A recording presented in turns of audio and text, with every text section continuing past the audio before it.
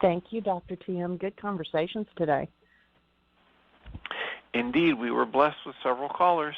Have a wonderful show and a great weekend. Thank you. You too. So welcome, everybody, to the second hour of Mind Shifters Radio. And today is Friday, February the 26th, 2021. Our call-in number is 563-999-3581. And press 1, and that puts you into queue to talk to us. We'd love to hear your comments and questions because that makes this your show.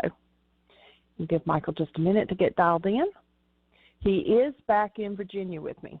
So he made his way back and got in about 12:30, 1 o'clock this morning. And so it's good to have him back in my space.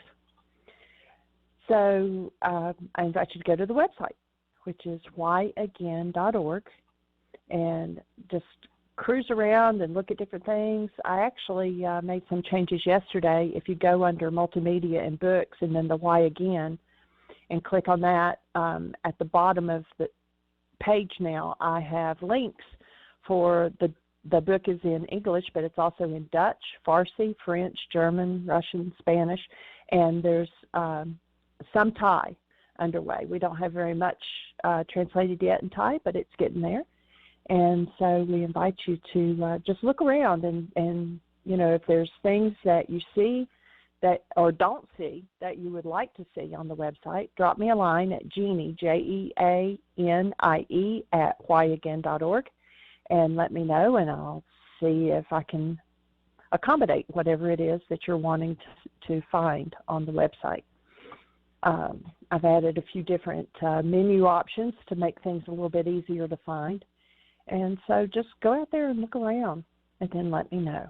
And if you click on the Start Here or the bullseye in the middle of the page, both of those will take you to where you can find the worksheets, MP3s of us walking people through the worksheets. There's just lots and lots of information. If you're not familiar with the forgiveness work, one of the good places to start, there is a PowerPoint presentation on that page. And so you can click on that, and it walks you through a visual of what the forgiveness process looks like. And so we invite you to step in there and put the tools to work and to see what's going on in your life. Hold on 1 second.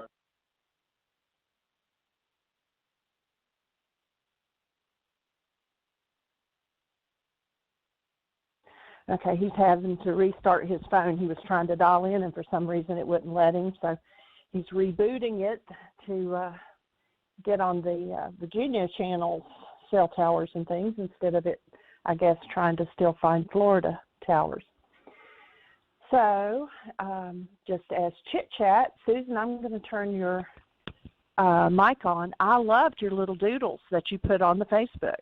And I don't know if you saw my comment. The one you said that it looked like about a dragon. I've been thinking, yeah, what kind of dragon would you like, madam?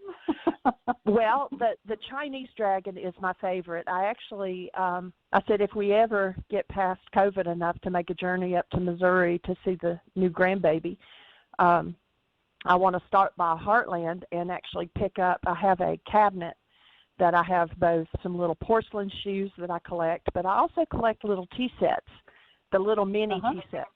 And one of my favorite tea sets has the Chinese dragon on it. And so that's why I put that post with the picture of the Chinese dragon. I'd love for you to doodle something like that for me. I think it's fabulous, and your creativity just comes out on that, and I just think it's a really cool hobby that you've got. I know, it's sort of by accident.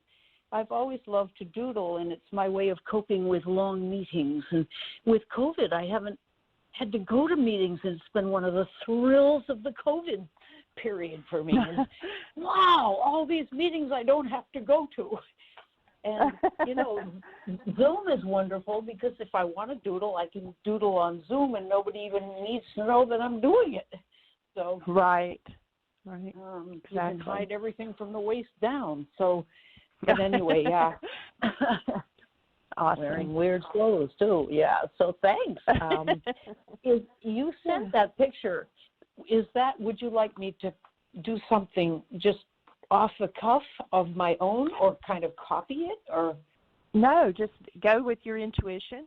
And I just sent that because since I mentioned the Chinese dragon, I wasn't sure if you'd be familiar with what I was talking about, so I attached that picture. But I didn't know there was a specific dragon. I know that China has pictures of dragons. Is it a myth or something?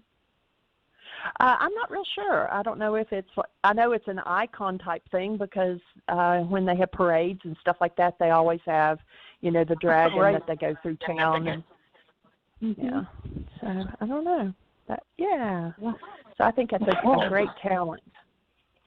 Oh, well, thanks. I appreciate it. It's, you know what it is? It's quiet.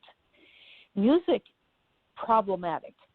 It's a lot of sound, and you have to have sound every time you practice.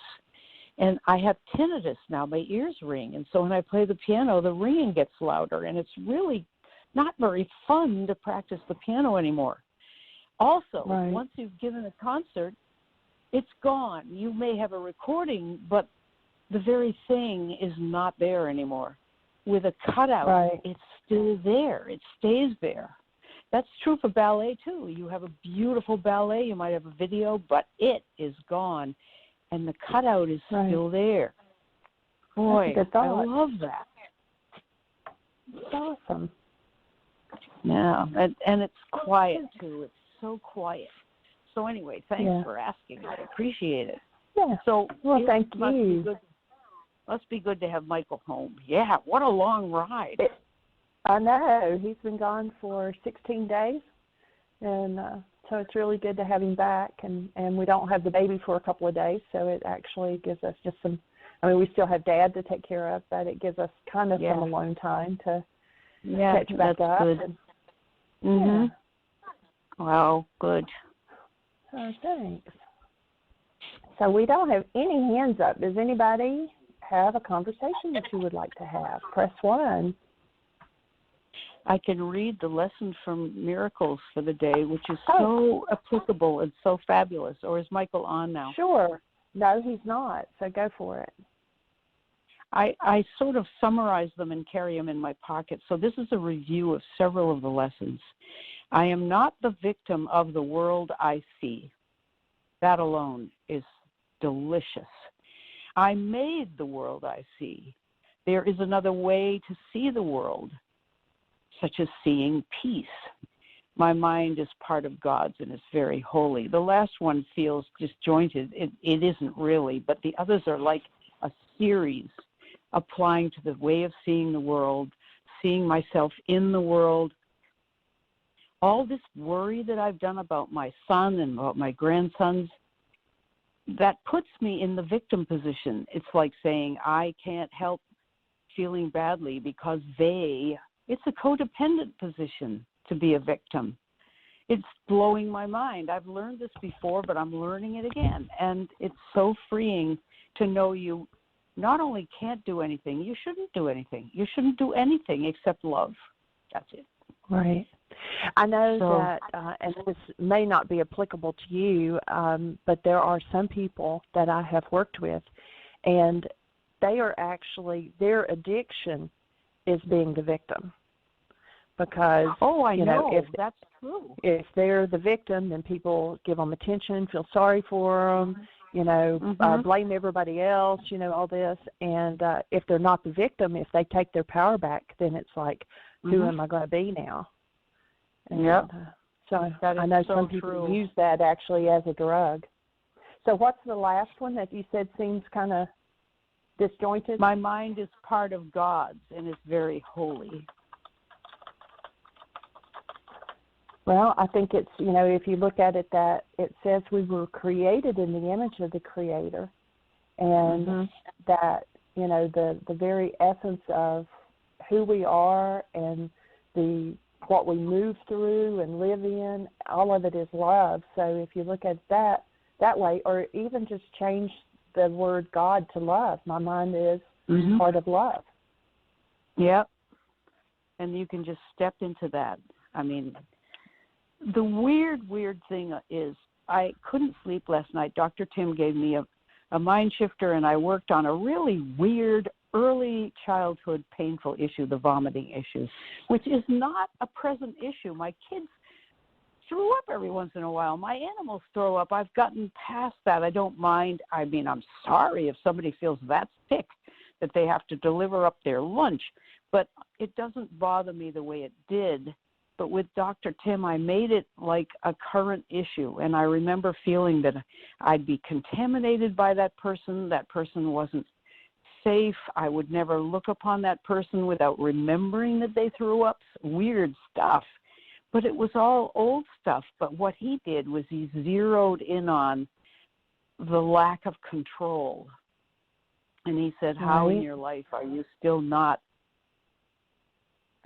holding on to wanting to control?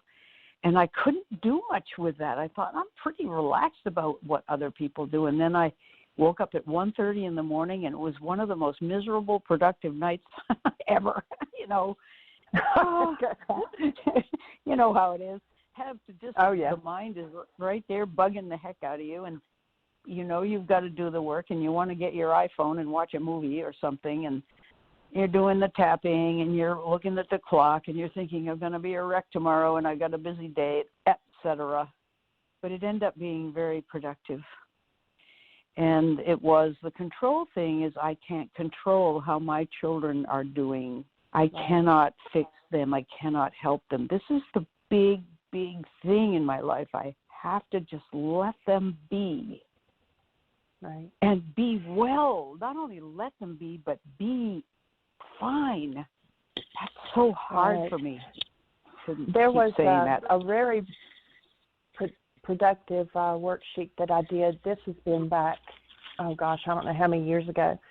And I actually did it on my son, so I totally understand what you're saying, where you're coming from. And the worksheet was that, and I use the abbreviated worksheet in my workshops. Yeah. And I like the part where it says, where you name your goal, and then it's like, I want, what I want is this so that I can. And when I filled that out, and I was doing the worksheet on that, Ryan had his degree, he was out of college, and he was still, waiting tables and bartender at a restaurant. And it's like, I want him to be more than that.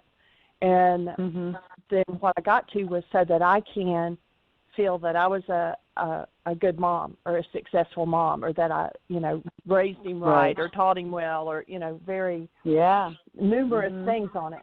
However, what I didn't see in the picture, he was waiting tables one day, and he waited on this gentleman, and he was really, Ryan is so personable. I mean, it doesn't matter if it's a 1-year-old or a 100-year-old, he gets along.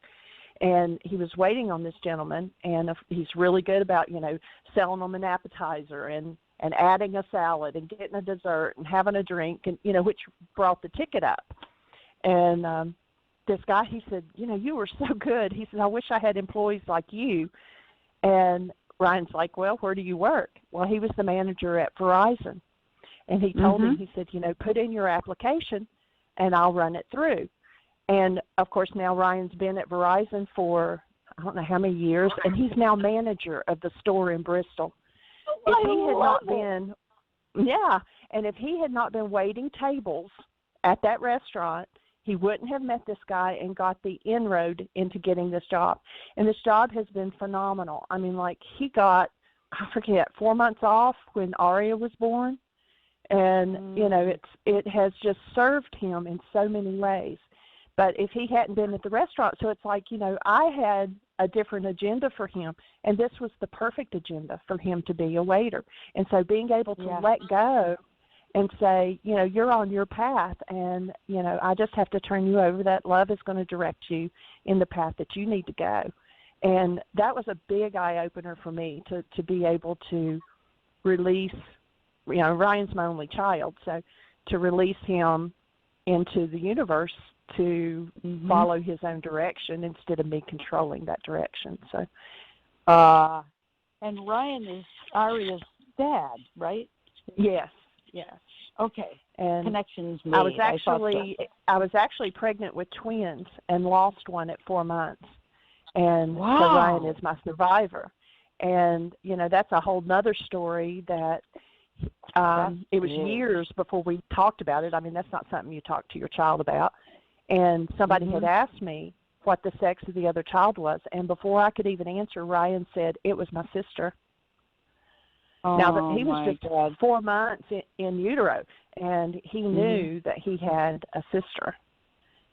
And, so amazing. And that impacted him, too, in his life, because as he grew up, I mean, even in daycare and kindergarten, first grade, he always had to have a girlfriend. And it was that desire to have that female half that he was missing.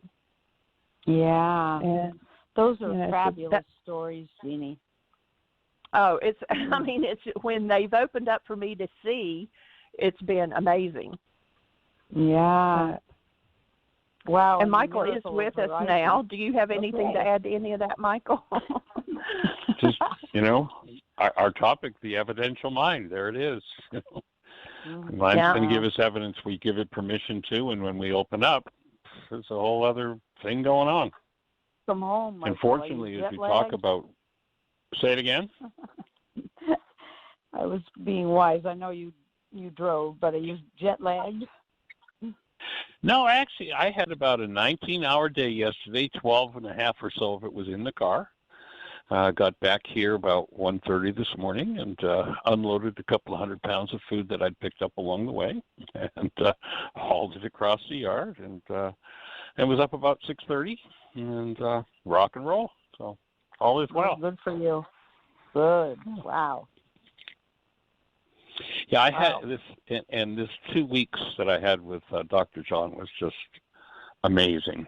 I mean, the space that we created together, we've been friends for 25 years, but the space for each of us to heal and, I've shared before, lungs have always been my nemesis. My lungs feel better than they have in my life. I mean, they made a quantum leap a few weeks ago, or pardon me, a couple months ago. I think I shared that with the Avison. I woke up one morning, it's like, oh my God, this is a breath like I've never had. Well, it's now just a whole other level of that. My sinuses as well. So it's just a big upgrade. And then I was really quite delighted to be able to, have a 19-hour day with 12 hours sitting in the car and get back and comfortably, easily unload. I bought a bunch of frozen fruit.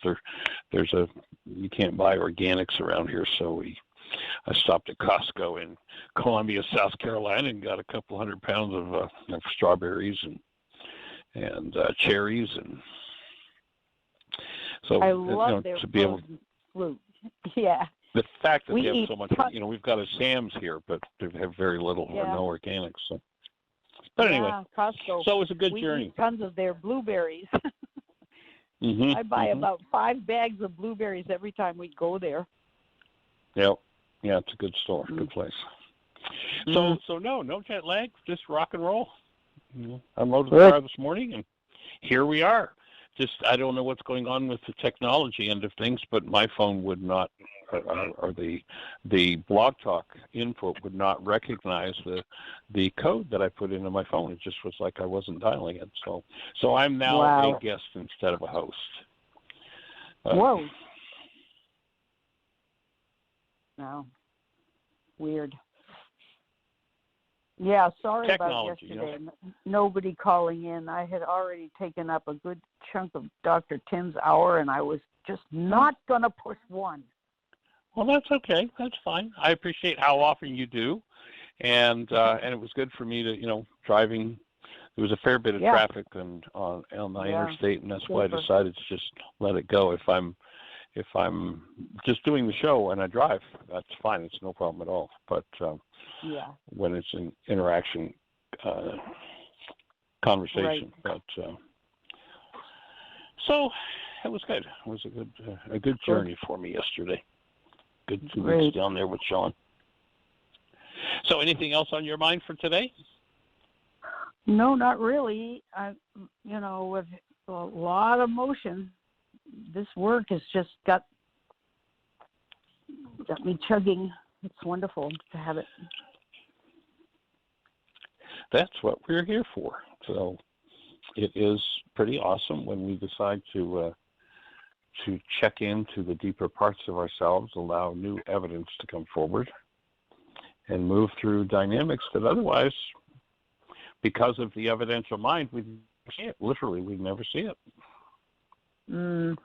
So yeah. we're definitely blessed.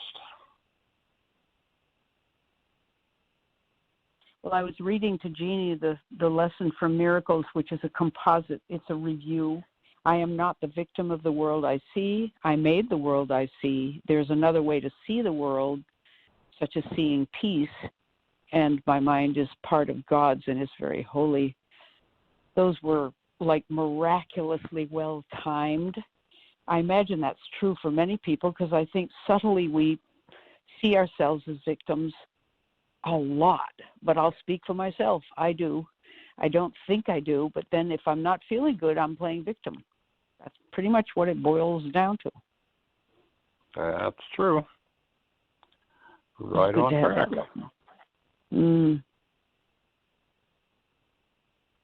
And I gave myself a mind shifter.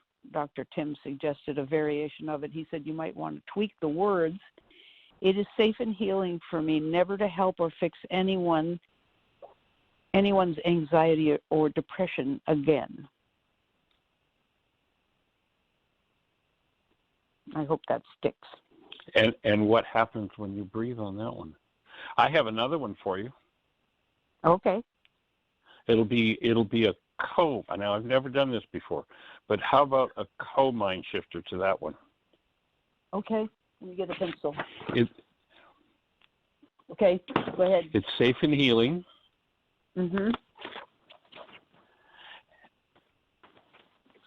Yep. And I am cherished by everyone. Yep. What I take responsibility for. Mhm. And heal the pain and trauma. Mhm. Of everyone in my world. Whoa. I can't do it. There you go. That's the first thing that goes on the other side of the page. Yep. All right, Michael. Give you a whole other piece of your mind. Ah, geez. You're like, you go for the jugular. Yeah, I do every time. That would be a good subtitle, Mind Shifters. May I give you a piece of my mind? Going for the jugular, yeah. Right. Okay, that's very juicy, Michael. I get it, and boy, I don't like it, and I'm going to work with it. Okay. Thank you. Mhm. Well, I found out something about, if somebody has a hand up, just say the word, because I can go on and on. I've discovered a power person dynamic that would never have been revealed to me if it were not for my cat. I have two cats. One of them is very laid back, nonchalant, I could care less type of cat, and I'm nuts about him. I want to be like him. My other one, you can hear him. If I lie down, it's all over. He's on me. He's licking me. If I pay attention to something else, he's pawing at me with his claws out. He wants attention. And what do? I stand up and I go about my work and I ignore him. My mother had 5 kids and she did a lot of ignoring. And it was not a terrible thing, but it definitely affected us. And so I realized that was I'm being a power person to my cat. Interesting. Maybe not very useful though, right? Well, if you choose, if you allow it to be useful and serve you, then through that venue you will create. Yes. Remember, perception is a servant of your beliefs. So if I say, oh, well, that won't do any good, then my mind will, because it's an evidential device, only give you the evidence that will inhibit that being of service. If I say, this, one of the mind shifters we give to people who are in addiction is being addicted to blank heals my addiction to that blank. Wow. And people are like, well, that's crazy. Well, no, here you are addicted to something, and your addiction, with it, you keep yourself locked in a circle. Now change your direction. Oh, this addiction will heal me. Now my evidential mind can show me how to use that very addiction to bring me healing. Remember, we're creators. So perception is a servant of belief. Well, and belief is just a reflection of thoughts. Yep. So and when as we far change as our the cat thoughts. Go ahead. That's okay. You go ahead. Got a bit of a delay. We got a bit of a delay here. All right. Your turn. Okay. As far as the cat goes, I'm giving him a lot of attention, and I'm figuring that if he's satisfied, he may not be so needy, and then maybe we'll all be happy. Cool. Or you could just choose to be happy without it. Yep. Oh, that's true. Yep. That's true. Be the I present. shouldn't open my mouth. You catch stuff every time. Oh, you should. It's wonderful. It's wonderful when we get to play remember the regulatory peach game? That's what we play a lot of. And, when we can, as that new worksheet in the Codependence Intensive on the power person, it enables us or empowers us to become the thinker apart from the thought, the feeler apart from the feelings, the actor apart from the actions. My thoughts, until I really practice using them consciously, are kind of like the water that a fish swims in. I suspect a fish doesn't really see the water. It's just part of the environment. And so we tend to swim in these thoughts, and when we play this game of getting more and more conscious and we support each other that way, it's like, oh, okay. I get more and more to be able to step back and observe it and catch what my mind is doing. And, of course, it's doing what I've trained it to do, and I can change it. That's so nice. Yeah. It's just a servant. So, the evidential mind. It's a good chapter in the book. Right. Do you want to stay with me while I read a paragraph or two about the evidential mind? Sure. Cool. Okay. So, if you remember, we finished yesterday with a story about the lab experiment with cats, where they implanted electrodes in the brain of a cat, in the area where sound shows up. That there's a signal that comes into that part of the brain when the cat hears a sound. So they implant electrodes there, hook them up to an oscilloscope, and they've got a clicking device, and they click it in the ear of the cat. When they click it, goes to the cat's brain, puts out an electrical signal, and the oscilloscope bounces. So you see the signal in the cat's brain. And then what they did is they put a mouse in a bell jar in front of the cat. And now they can click forever. Nothing shows up in the cat of the brain. It's totally gated out. And when we deem something important, i.e. belief, our perception only has room for what our belief allows. Everything else is gated out. So Richard asks the question, well, how does that translate in human terms? The implications are many, especially in relationships. The computer analogy shows us to look deeper into the evidential mind's impact on human function. Consider a computer. It is incapable of choice and can only display information as directed. The person operating the computer selects or creates the programs that run on it. Since the computer can only follow directions and display the information it has access to, the information available to the operator is limited by the program that is operating.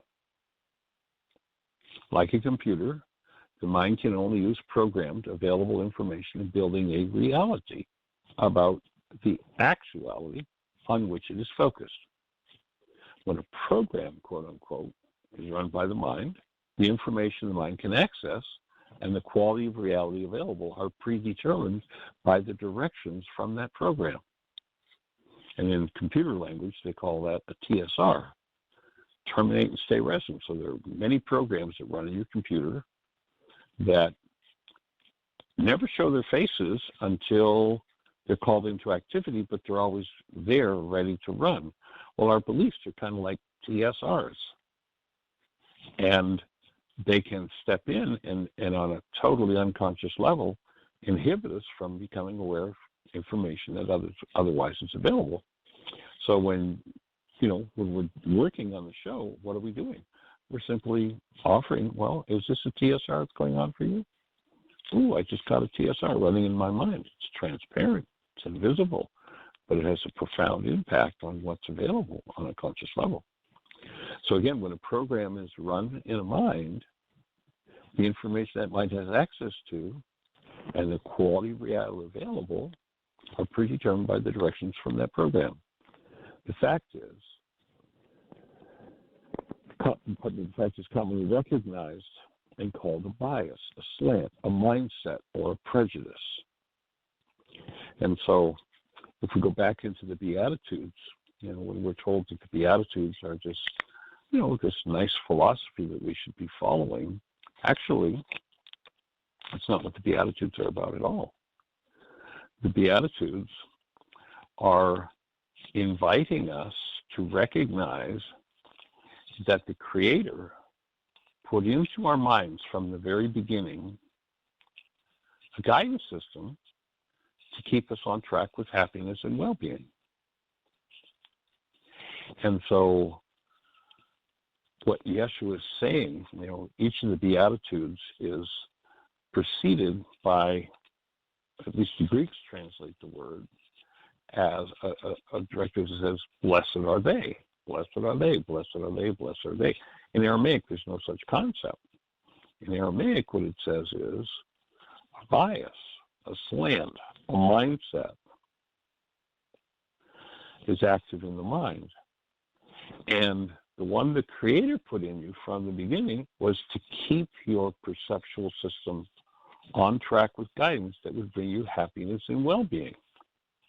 Keep that mindset active. And the word that represents a mindset in Aramaic is tuv. So this word that the Greeks translate as blessed are they is tuvelun. So each beatitude is preceded by this. And in essence, it's saying a literal attitude of mind or a mind structure implanted by the Creator to guide us in happiness and well-being becomes our conscious possession. And then each beatitude is instruction. It says, here's how you get that active. You who, and you do this, this, this, this. So it's a set of instructions for keeping this underlying mindset active, which gives you access to the highest possible perceptual constructs you can have. And I know for me, the second time, if you have the book, if anyone's got the book Enlightenment that we published, that we've from the Khabouris translation work, a really powerful exercise to do is to go to Matthew 5, the Beatitudes, ignore the Aramaic interpretation, just take the key words that are left in Aramaic and go back to the dictionary in the back and do a longhand translation yourself of the Beatitudes. Very powerful. And I know that for me, this goes back 30 plus years ago, it was the second time that I'd done that exercise. I sat down and wrote it out, and all of a sudden went, oh my God, this is a set of instructions. This isn't a nice philosophy to offer people. It's a set of instructions for how to get this neural structure active in your mind, the mindset that you will serve you as your highest and best. So ties right in with the conversation we're having. So profound when you realize what's back there in the Aramaic that's just been glossed over by the Greeks, and purposely or not, I don't know. On, Michael? I am in the book. I just read from the section on the evidential mind, page 41. Okay, I gotcha. believe it's chapter 7. Yeah, chapter 7. Yeah, I got it. Good. Yeah, cool. Right. You know, can I give you a teeny bit of feedback? Please. As a listener, you've read these things and you know these things, and sometimes you talk a bit fast. And I just don't want to miss anything, and I imagine other people feel that way too. So, you know it so well. We don't. So it's good if you slow down a little bit. I hope that's okay to say. Sure, it's okay with me. I may not do it, but it's okay to say it. Sure. Okay. I'm game. Right. You know, Thanks. when I do the Why Is This Happening to Me Again workshop for many years, people have said, just slow down, slow down, slow down. It's like, well, oh, they do. You know, if the idea were for you to be able to write down every thought that I offer, and I could cover about 25% of the information that I normally cover in the Why Is This Happening to Me Again workshop. And, you know, when we're on the road, this person who's sitting here in this workshop today, this may be the only time I'll ever see them.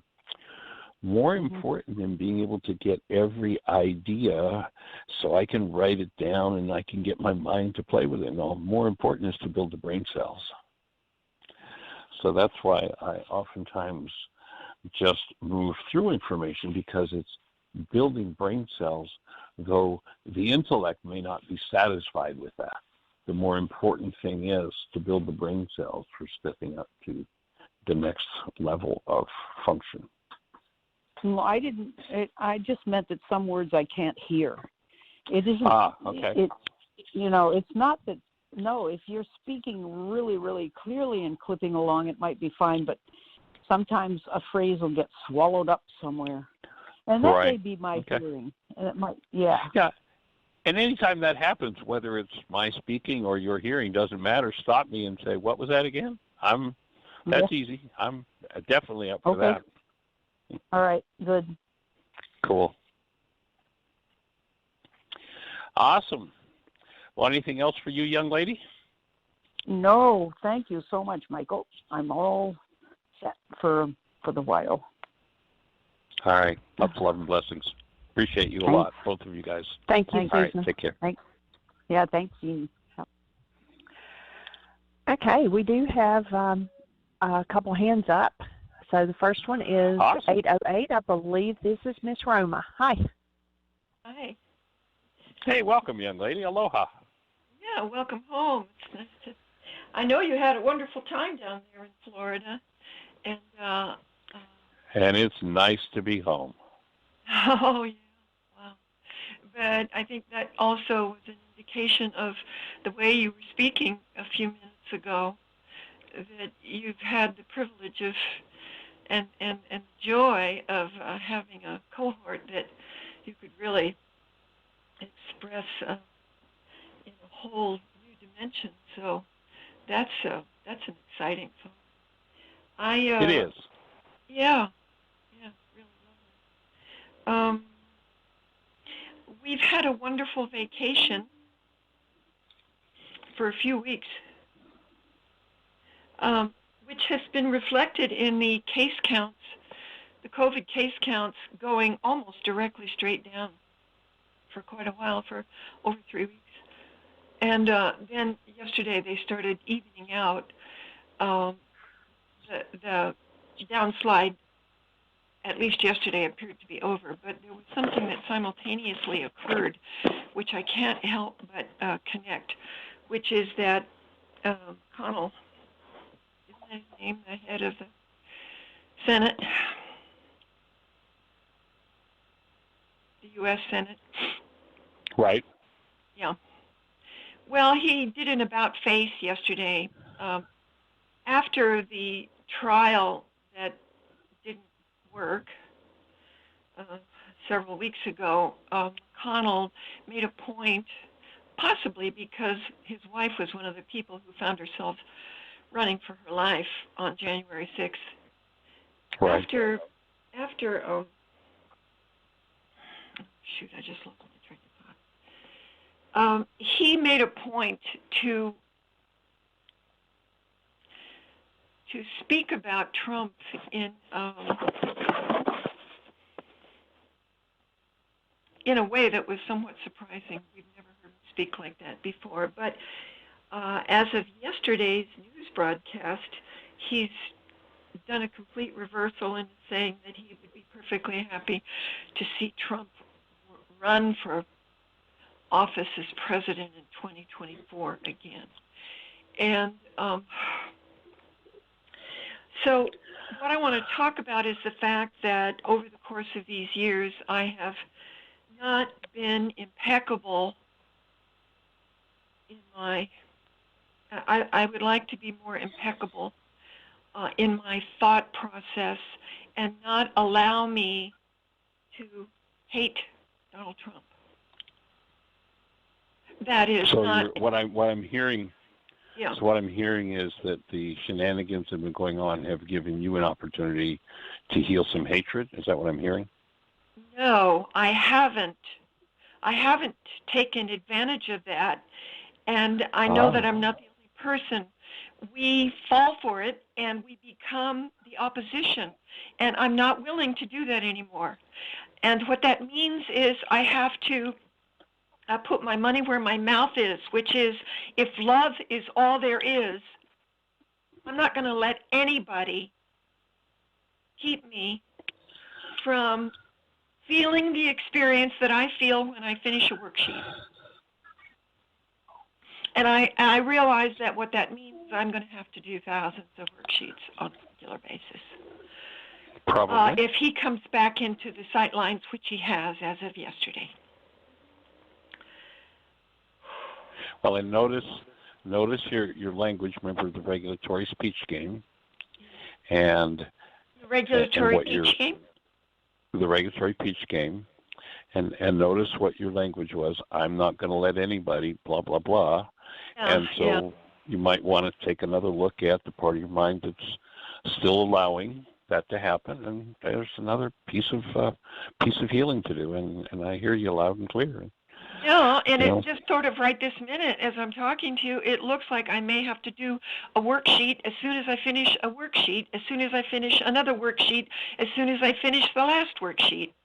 Because the moments of time that intervene with Trump on the horizon terrify me. I am fucking terrified.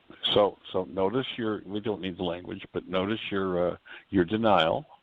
It's Trump that terrifies you, and I'm going to call you on that because he's never terrified you at all. But you got terror in there, and you can certainly put it into your mind's perception of him. That's right. And I realize that I have to take on this challenge on a whole different dimension, the kind of dimension that an ancient Christian, the people who used to get murdered for their beliefs. What do you call them? Mm-hmm. Yeah. Martyrs. I realize that I need to take it on that level. I need to I'll take be here to support you and join you in it. What? Yeah. Thank you. I'm glad you said.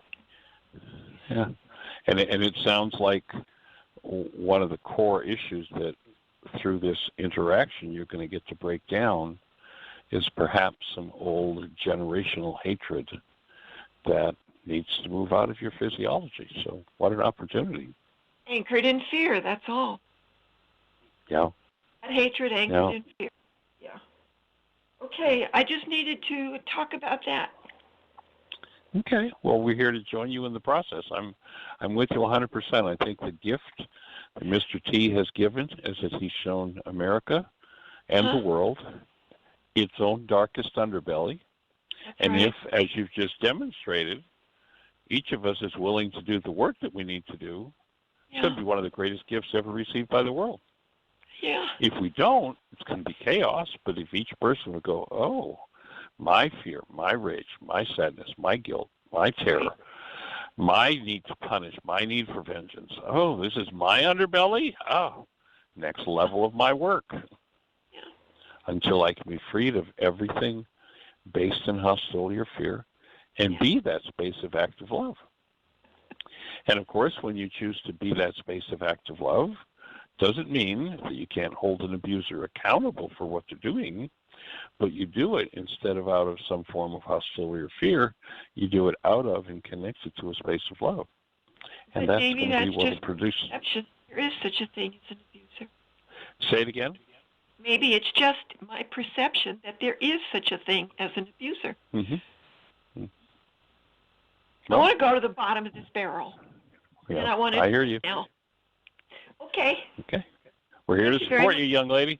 All right, blessings. Thank you for bringing it up. All right, take care. Breathing with you.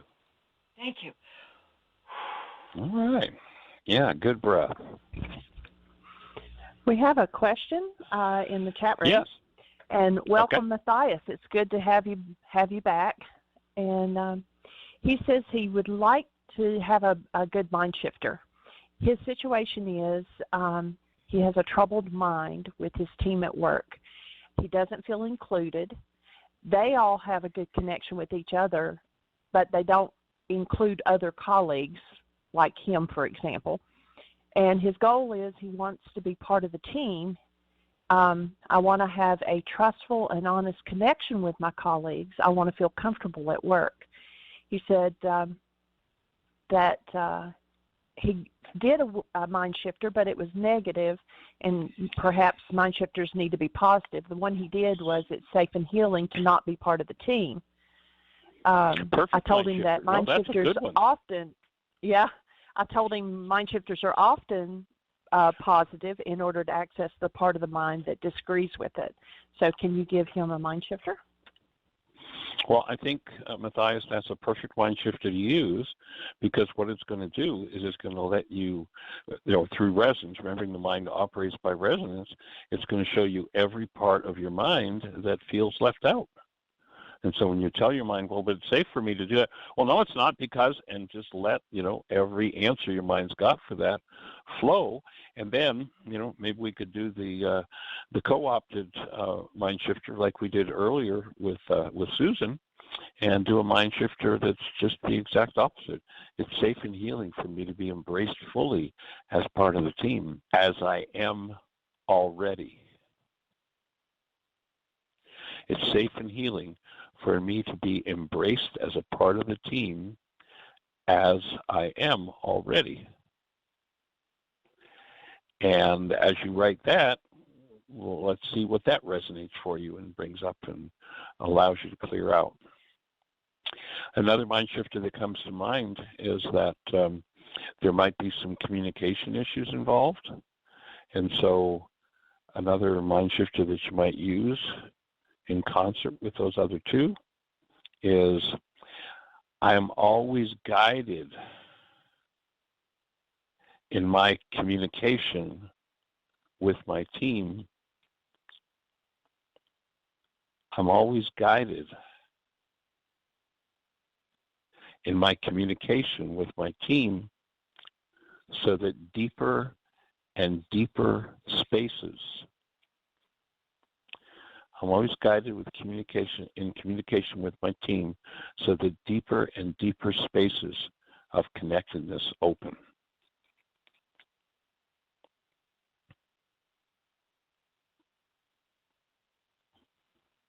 Probably opens some really good work for you to do. And of course, when you complete each of those mind shifters, you take whatever you've written on the right side of the page and start to look at, okay, so which tools am I going to use here? Do I need to use a worksheet around what came up here? Do I use the commitment with what came up around there?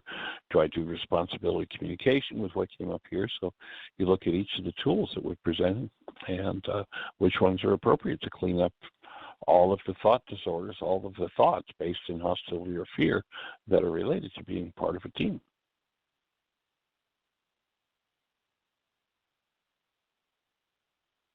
So I hope that serves.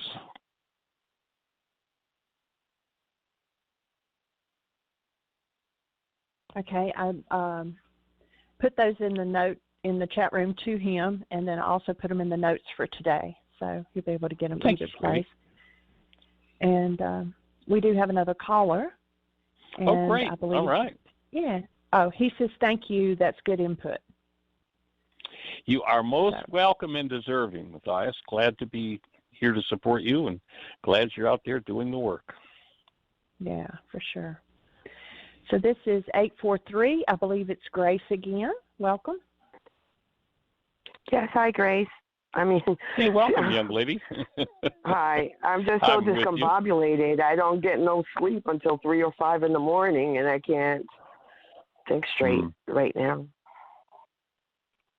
I actually try to press 1 again to get out of the queue, but for some reason, when you press 1 to get in the queue, I thought if you press 1, you got out of the queue, and I didn't get out of the queue. I got back in again, but I just. So here we are. Yes, yes. I don't sleep. I'm having trouble with my communication, and I know you said that it really didn't matter what personality type you are. I realized that affects me in many areas, and once I found out my personality type, it's helped me, kind of saved my life, to make me realize why I make the choices that I make, and my thought process. And when I try to do a worksheet, Mary was right. Even though Tim told me yesterday that there's no wrong way of doing the sheet, it just seems like somewhere subconsciously or I don't know, in me, feels like I want to get the most benefit out of the sheet. So I'm trying to word the things and be honest of what I'm saying, but it just seems like I was telling Tim in the earlier show that my emotions kind of freeze up, and Mary was right, is because somewhere, even though Tim told me there's no wrong way of doing it, in my mind I'm trying to get the most benefit out of it and doing it the best way to benefit me as possible, and then it just like closes down my emotions to put down on the side where it says the level of your emotion, and at the end the level of my emotion. And that's affecting my worksheets right now. So would you recommend a worksheet on not getting the thing done correctly? Well, yeah, I was going to say what I'd suggest is that you be a little more gentle on yourself. You know, I suspect from what you're saying that your power person demanded perfection from you. And so your power person's not there now demanding it, so your mind is demanding it from you.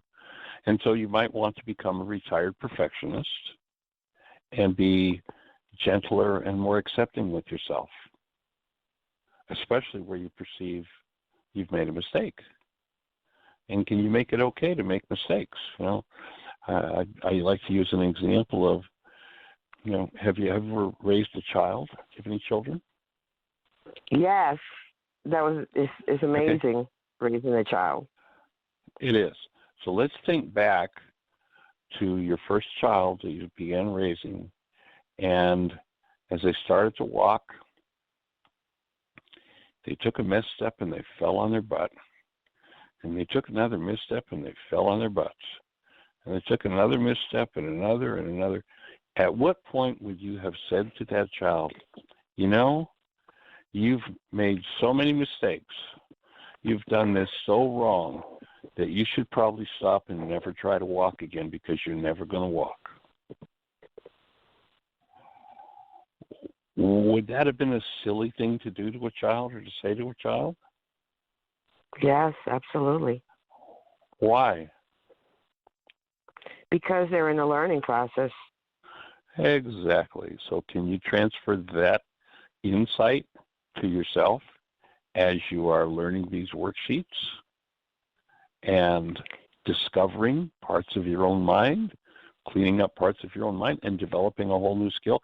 Can you be as gentle with yourself as with that young child and recognize where you see yourself having made mistakes, or what you at least perceive to be mistakes, can you throw out the power person's disapproval and just be gentle with yourself, accepting, approving, embracing, and realize you deserve that? Yes, I have been secretly holding high standards for myself and being too hard on myself, and I opened up here because I feel safe that I'm not going to be judged. Yeah. So my offering would be that you can't hold standards that are too high for yourself. I mean, you can have your standards through the roof. That's not a problem. When I say to this child, well, I'm going to hold a high standard for you. I'm going to see you, being the gold medal winner in the Olympics in 20 years for speed walking. And here you are falling on your butt. So I can hold that high standard, and now I can support and approve of the child as they go through the learning process or the process of learning, and at some point perhaps become the world champion speed walker. So there's nothing wrong with a high standard. That's perfect. That isn't the problem. The problem is the disapproval that you play out that was given to you by your power person. To be forgiving that, so that as you go through your learning process, that you're gentle and caring and nurturing of yourself, and you allow for mistakes, or what you at least perceive to be mistakes, because oftentimes it's mistakes that give us our greatest gifts. The situations where, I can think of many times in my life where it was like, oh man, this situation, this is so terrible, this is so painful, this is so horrible, this is going to ruin my life. And then I look back at that situation 20 years later and I go, thank God that happened. It's one of the best things that ever happened to me. Well, back when it happened, it was one of the best things that ever happened to me. But my BS, my belief system, my evidential mind wouldn't let me see that. I had to wait 20 years to see it. What if right in the moment you could be so embracing and so approving of yourself, and you could get that gift now instead of having to wait for, sometime in the future for it? Let yourself be open to receive each gift as you move along, even from what appear to be your missteps and your mistakes. Just opening your own heart to embrace yourself in the presence of your own being, to bring forward that presence of love and realize who you really are. Thank you. And I still don't let that stop me from doing the sheets. I still continue doing the sheets. Awesome. Good work. And, one of the key healers, or pardon me, the key healer in the worksheet process is whatever I can surface from my hidden mind in the presence of love heals. And so it's really about keeping and learning to be more present with yourself as love and holding to that space. That's what will accelerate the process. Right. I like that you mentioned the analogy with the children, because I've been wanting to write a children's book, and it's so important that I hear parents tell their children, you're doing bad boy or bad girl, and instead of using those words for children, it'll be like, it's okay, you're in the learning process, you're just learning, this is a better way to do it. And yes, I will try implementing that for myself as well. Thank you.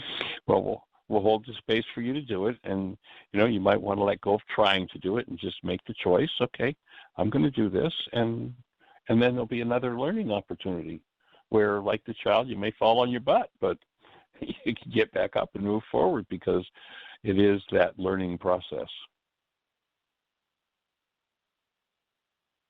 Yes, I agree. Thank you. Holding you in our hearts, young lady. Okay, we're down to just a little over a minute. A minute? Oh, my goodness, that was a fast hour. Well, we'll just say to everybody, much appreciation for you being here.